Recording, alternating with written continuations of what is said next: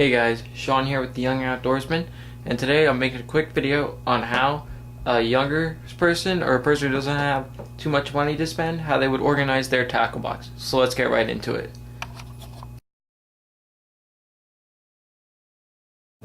Alright, so here we go. This is the top drawer of my tackle box. Up here I usually keep standard things that you find in anybody's tackle box. Some hooks, other hooks, different sizes. I also keep some large bobbers for pickerel fishing. I have used smaller bobbers for catfishing at night or whatever. Small 8 hooks for like crappie and stuff. I have this frog. Oops, my bad. I have this frog that I keep up here, and some band-aids and stuff. If you're out on the water, you hook yourself good enough that you need a band-aid, you always gotta have some stuff. So that's pretty much it for the top drawer. Let's move down in. Alright, so now we're on the second drawer of my tackle box. And what I usually like to keep in here is my swim baits, crankbaits, stuff like that. So I have usually some Rapalas in here.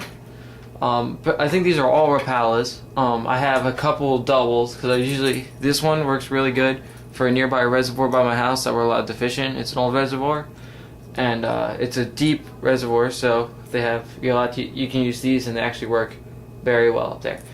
Also, I have some shinier ones that are not dull colored, that I have more of a gloss paint job to them. This works very nice up there too. Anything that's real deep diving crankbait usually works good there. So just some ideas for your tackle box. This is how I like to do. Keep stuff that you use common, your bobbers, your hooks, frogs, stuff that every fisherman uses a lot. On the second drawer, you're more common stuff, like your crankbaits, stuff like that. And then, alright, so now we're going to move on to the bottom drawer. Alright, be right back at you. Alright guys, so this is the bottom drawer of the tackle, the actual last bottom drawer of it.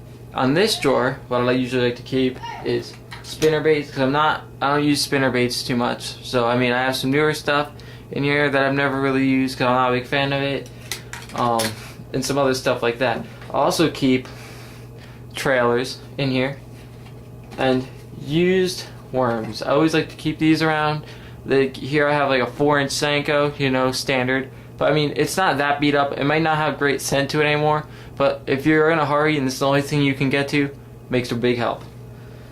So I also like to keep in here stuff that I'd like to clean up one day. I have this old jitterbug I found hooked in a tree. I was able to climb up the tree and get it out, and so this is really nice. So I actually want to do some work to it, see if I can make it work again. Over here I have some longer crankbaits, stuff that's bigger treble hooks on it, catch bigger bass that are going after bigger bait fish. Alright, and then in this drawer, usually I like to keep some other trailing stuff. I like to keep all my weights in here. So most of these don't have bags because I don't use weights that often, because I usually fish Senkos. But if I'm ever throwing something I need weight for, it's ready available at my fingertips. So let's move on to the bucket part of this thing, and see how I keep it organized down there. Alright, so now we're on to the final part and the biggest part of the tackle box. In here, I like to keep this bigger thing of weights I have. I know I usually keep all of my other weights up there, but stuff that I hardly ever really use will stay in here. I also like to keep my tape measure and scale. It slides perfectly right into this little thing right here. The scale isn't really that great, but if you want to measure your fish, it's kind of rough, but it pulls out. And then also like to keep all my soft plastics in here that haven't been used. So right here I keep everything that my neighbor made for me, as you could see in my tackle video. I keep in here. And this stuff, I don't know why, but this rubber worm right here, I can't really see it through the plastic, but it works. I don't know why, but it works. And so those things are really sweet. I also got these this year. They're made by Yum, and I really don't know what they're called, but they're 3.5 inch, and they're like a round bait fish rubber worm type of thing. But they look really nice, and I can't wait to try them out. I also keep some, Bass Assassins, Strike King, Zoom Fluke stuff, 4-inch Senkos, stuff like that, as you saw in my other video. So that's how I like to keep it organized. You put your bigger, your bulkier stuff in the bottom, you know, like your stringer and stuff. If you're ever going after like crappie, this is a nice thing to have. And that, guys, is how I like to organize my tackle box. I hope you enjoyed this younger perspective on this. I know a lot of the videos out there are made by older people who usually have some more wealth or something built up, which is, there's nothing wrong with that. I hope to be there like that one day in my life. But this is just for like a younger teenager person who likes fishing, loves the outdoors. That's what this channel is about.